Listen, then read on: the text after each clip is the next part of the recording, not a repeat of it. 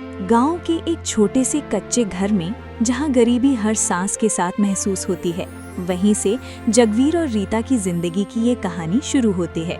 जगवीर, आज तुम काफी थके हुए लग रहे हो। जल्दी बताओ आज कितनी मजदूरी मिली, क्योंकि घर में आटा, दाल और सब्जी सब खत्म होने वाली है। रीता, आज मालिक ने पैसे नहीं दिए। उसने कहा है कि 2-4 दिन बाद सबकी मजदूरी एक साथ देगा। अभी उसके पास पैसे नहीं है। हर बार यही सुनना पड़ता है, कभी कल कभी परसों, लेकिन हमारे घर का चूल्हा आज ही जलना चाहिए। ये मालिक कब समझेगा? मैं क्या करूं रीता, मैं तो रोज मेहनत करता हूं, धूप में, बारिश में, फिर भी मेरे हाथ में कुछ नहीं आता। मेहनत करने से पेट नहीं भरता, पेट तो पैसे से भरता है, और पैसे तुम्हारे पास कभी टिकते ही नहीं। तुम्हें लगता है मुझे अच्छा लगता है खाली हाथ घर आना? मेरी भी तो इज्जत है, मेरा भी तो दिल दुखता है। अगर दिल दुखता है तो कुछ और काम क्यों नहीं ढूंढ लेते? कब तक यूं ही मजदूरी करते रहोगे? गांव में मजदूरी के अलावा और है ही क्या? पढ़ा लिखा होता तो कुछ और करता। बस बहाने बनाना आता है तुम्हें। जिम्मेदारी उठाने का नाम सुनते ही चुप हो जाते हो। बहुत हो गया रीता, रोज रोज की ये तानेबाजी अब मुझसे सहन नहीं होती है। तो क्या मैं चुप रहूं और भूखी बैठी रहूं? ये भी कोई जिंदगी है क्या? बस चुप रहो। अरे जगवीर, ये तुमने क्या कर दिया? जगवीर का फेंका हुआ डंडा जाकर घर में बैठे कुत्ते को लग जाता है और वहीं से पाप और उसके फल की कहानी शुरू हो जाती है। अगली सुबह बीती रात की घटना जगवीर के मन में हलचल मचा रही थी, लेकिन उसका अहंकार उसे ये मानने नहीं दे रहा था कि उससे कोई बड़ा पाप हुआ है।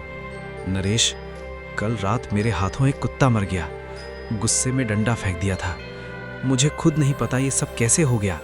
अरे भाई, ये तो बहुत गलत हो गया। चाहे गलती से हुआ हो, लेकिन जान लेना पाप ही माना जाता है। गलती से हुआ काम पाप कैसे हो सकता है? मैं कोई जानबूझकर थोड़ी मारने गया था।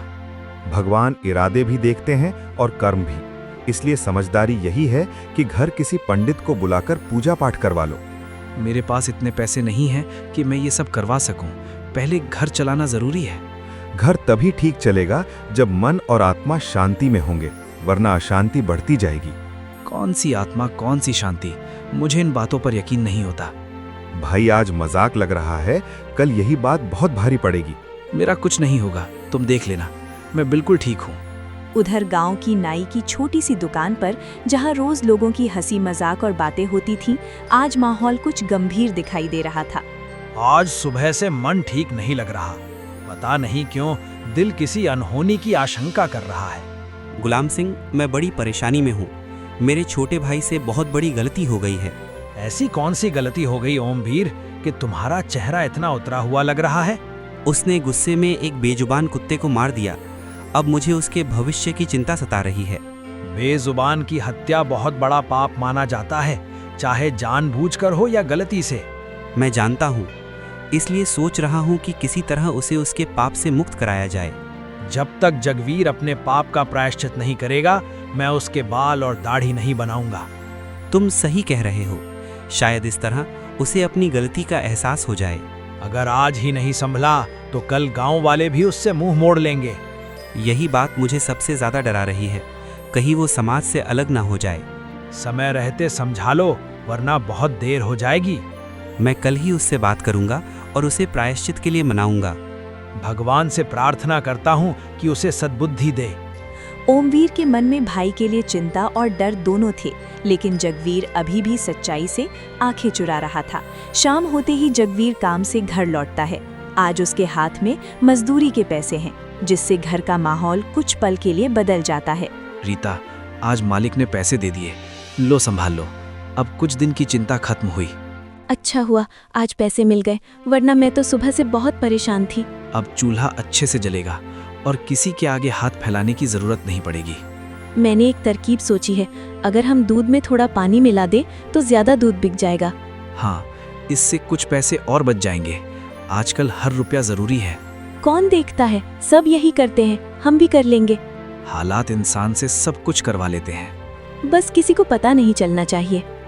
पाप के ऊपर पाप जुड़ता जा रहा था, लेकिन जगवीर और रीता दोनों ही इस सच्चाई को नजरअंदाज कर रहे थे।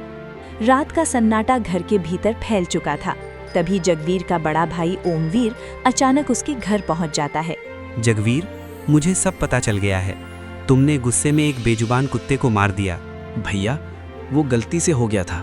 मैंने जानबूझकर कुछ नहीं किया। गलती से हुआ हो या जानबूझकर, जान लेना पाप ही माना जाता है। अब मैं क्या करूं? जो हो गया सो हो गया। तुम्हें अपने पाप का प्रायश्चित करना होगा, तभी मुक्ति मिलेगी। मैं बाद में कर लूंगा, अभी मेरे पास इतने पैसे नहीं हैं। अगर समय रहते नहीं संभले तो गांव वाले तुम्हें समाज से निकाल देंगे। जो होगा देखा जाएगा, मुझे किसी से डर नहीं लगता। ये घमंड तुम्हें बहुत भारी पड़ेगा। आप भी मुझे डराने आए हो क्या? मैं तुम्हारा भाई हूँ, दुश्मन नहीं। अभी मुझे अकेला छोड़ दो। ठीक है, लेकिन बाद में मत कहना किसी ने समझाया नहीं। ओमवीर भारी मन से वहां से चला जाता है और जगवीर अपने घमंड में डूबा रह जाता है। अगली सुबह जगवीर अपने दोस्त नरेश के साथ काम पर जा रहा होता है। तभी वे गुलाम सिंह की दुकान के सामने रुकते हैं। देखो नरेश, वही आदमी जा रहा है जिसने एक बेजुबान जानवर को मार दिया। इतना बड़ा पाप करके भी चेहरे पर कोई शर्म नहीं। ऐसे लोगों को समाज में रहने का कोई हक नहीं होता। इन्हें तो नरक में भी जगह न मिले। तुम लोग मेरी बुराई क्यों कर रहे हो? अपना काम करो और मुझे चैन से जीने दो। सच कड़वा होता है, इसीलिए चुप रहा है। मेरे कर्मों का हिसाब भगवान करेगा, तुम नहीं। चलो भाई, बेकार की बहस मत करो। घमंड इंसान को अंधा कर देता है। मैं किसी से नहीं डरता। डरना सीख लो, वरना बहुत पछताओगे। मुझे कोई फर्क नहीं पड़ता। भाई, गलत राह पर मत चलो। जगवीर गुस्से में आगे बढ़ जाता है, लेकिन उसके पीछे छोड़े शब्द हवा में तैरते रह जाते हैं। गांव की सुनसान सड़क पर चलते हुए किस्मत जगवीर को एक और मौका देती है, लेकिन वो अभी भी समझने को तैयार नहीं है। जगवीर बेटा, मैंने तुम्हारे बारे में सब सुन लिया है। समय रहते अपने पाप का प्रायश्चित कर लो। पंडित जी, मैं गरीब आदमी हूँ। मेरे पास इतना पैसा नहीं कि पूजा पाठ करवा सकूं। पैसे से बड़ा धर्म होता है सच्चा पश्चाताप। मेरे घर में खाने के लिए भी मुश्किल से इंतजाम होता है। अगर चाहो तो अयोध्या स्नान कर लो या एक गाय दान कर दो। अभी ये सब संभव नहीं है। पाप देर सवेर फल जरूर देता है। जो होगा देखा जाएगा। एक और चेतावनी को अनसुना कर जगवीर आगे बढ़ जाता है। खेत में काम करते वक्त जगवीर को पता नहीं होता कि उसकी किस्मत एक भयानक मोड़ लेने वाली है। आह, मेरे पैर में कुछ चुभ गया। बहुत तेज दर्द हो रहा है। रुको भाई, पैर दिखाओ, खून निकल रहा है। लगता है कांच का टुकड़ा घुस गया है। तुम चल नहीं पा रहे, सहारा लो। मुझे चक्कर आ रहा है। हिम्मत रखो, जल्दी घर चलते हैं। किसी तरह मुझे घर पहुंचा दो। चिंता मत करो, सब ठीक हो जाएगा। दर्द के साथ जगवीर के जीवन में डर भी प्रवेश कर चुका था। जगवीर को दर्द से कराहते देख रीता घबरा जाती है और तुरंत गांव के हकीम को बुलाने के लिए किसी को भेजती है। हकीम जी, जल्दी देखिए, मेरे पति का पैर बहुत सूज गया है और खून भी ठीक से बंद नहीं हो रहा। घबराने की जरूरत नहीं है। पहले मैं घाव अच्छे से साफ करता हूँ, फिर दवा और पट्टी बांध दूंगा। हकीम जी, दर्द बहुत ज्यादा हो रहा है। ऐसा लग रहा है जैसे पैर जल रहा हो।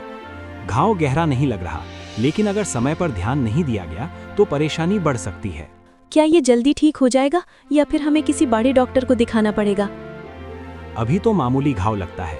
कुछ दिन आराम करो और पट्टी रोज बदलवाते रहो। मैं मजदूरी नहीं करूंगा तो घर कैसे चलेगा, यही सोचकर डर लग रहा है। पहले जान बची रहे, काम बाद में देखा जाएगा। सबको लगता है कि ये एक साधारण घाव है, लेकिन किस्मत कुछ और ही लिख चुकी होती है। सुबह होते ही घर में चीख पुकार मच जाती है, क्योंकि जगवीर का पैर बुरी तरह सड़ चुका होता है और बदबू आने लगती है। हे भगवान, ये क्या हो गया? रात तक तो बस हल्की सूजन थी, सुबह इतनी भयानक हालत कैसे हो गई? मुझे बचा लो, बहुत दर्द हो रहा है। लगता है मेरा पैर गल रहा है।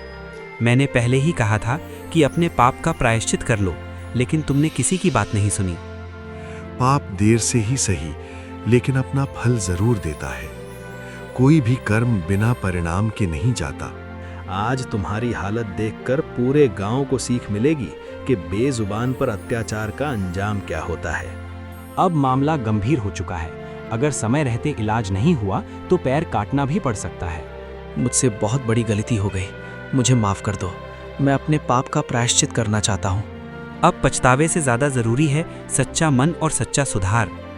अगर दिल से पश्चाताप करो और अच्छे कर्म शुरू करो तो भगवान जरूर रास्ता दिखाएंगे। हमसे भी गलती हुई, हमने भी गलत काम किए, हमें माफ कर दो भगवान। अगर मैं बच गया तो किसी जानवर को कभी नुकसान नहीं पहुंचाऊंगा। आज से अपनी जिंदगी ईमानदारी से जीना। मुझे मेरी गलती की सजा मिल गई है। यही है पाप का फल, जो इंसान को समय रहते संभलने की चेतावनी देता है।